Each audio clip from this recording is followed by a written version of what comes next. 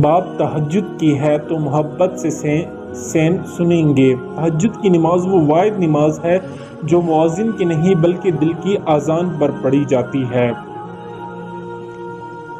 فتنے پر اثر ہوتا ہے اور وہ شدتیں جو ہمیں تہجد تک کھینچ لاتی ہے، تیرے کن پر یقین ہے، اس لیے میری دعا کا سلسلہ قائم ہے۔ لوگ لاکھ کہیں گے یہ ممکن نہیں ہے، لیکن میں نے تہجد سے تقدیریں بدلتی دیکھی ہیں۔ تہجد کے وقت اگر آنکھ کھلے تو سمجھ لو کہ بلاوا آسمان سے آیا ہے۔ اور جانتے ہو سکون کیا ہے؟ اپنے رب سے اکیلے میں بیٹھ کر گفتگو کرنا۔ پتہ ہے محبت کیا ہے؟ نماز سے کسی کو تہجد پہ لے آنا۔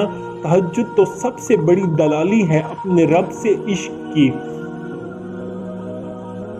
ایک درد بھری رات اللہ کی روبرو بیٹھ کر گزاری جائے تو زندگی کی باقی راتیں جاگ کر گزارنے نہیں پڑتی۔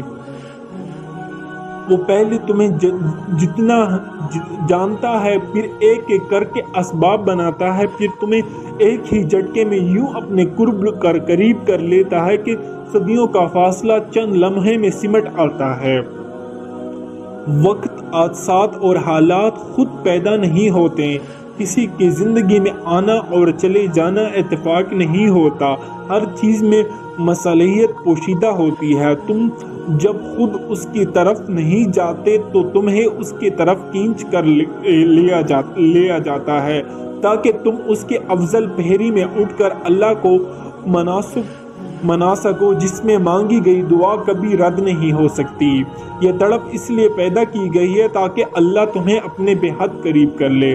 تمہیں کیا لگتا ہے کہ جب رات سونے کے لیے بنائی گئی ہے اور ہر شخص سکون کی نیند سو رہا ہے تو تمہیں بلا وجہ ہی تڑپ اور محبت جگائے ہوئے نہیں، یہ تڑپ اللہ ہی نے پیدا کی ہے۔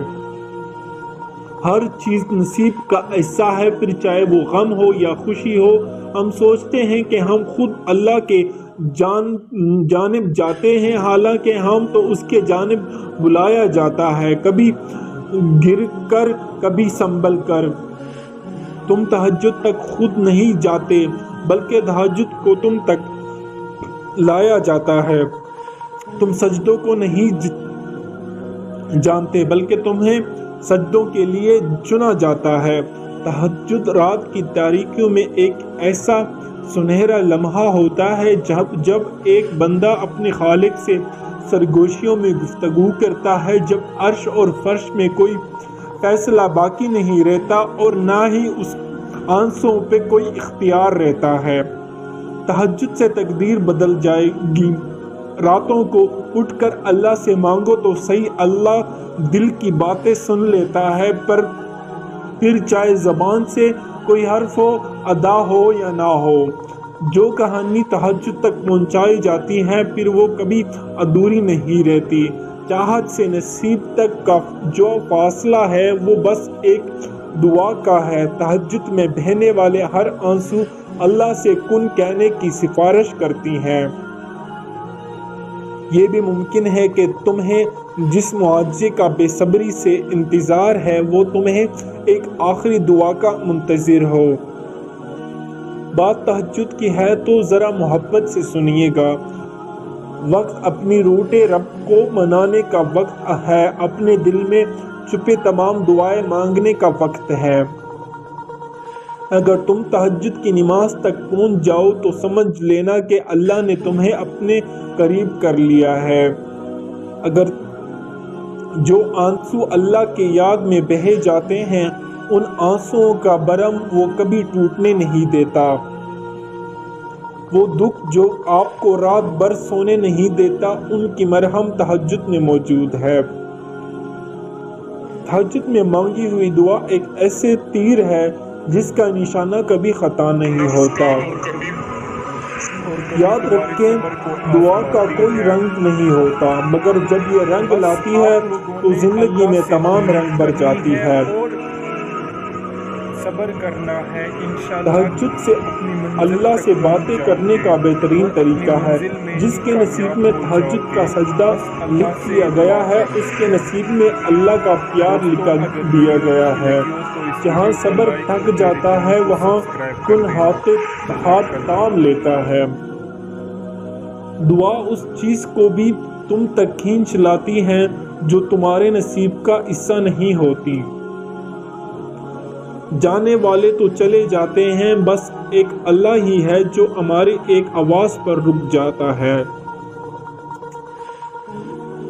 تہجد پڑھ کر کوئی نہ بھی ملے تو رب مل جاتا ہے اور پھر سب مل جاتا ہے۔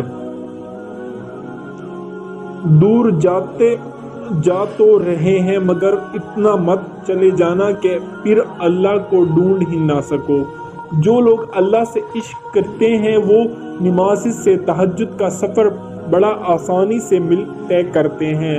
تہجد تو سب سے دلالی ہے رب سے عشق کرنے کی۔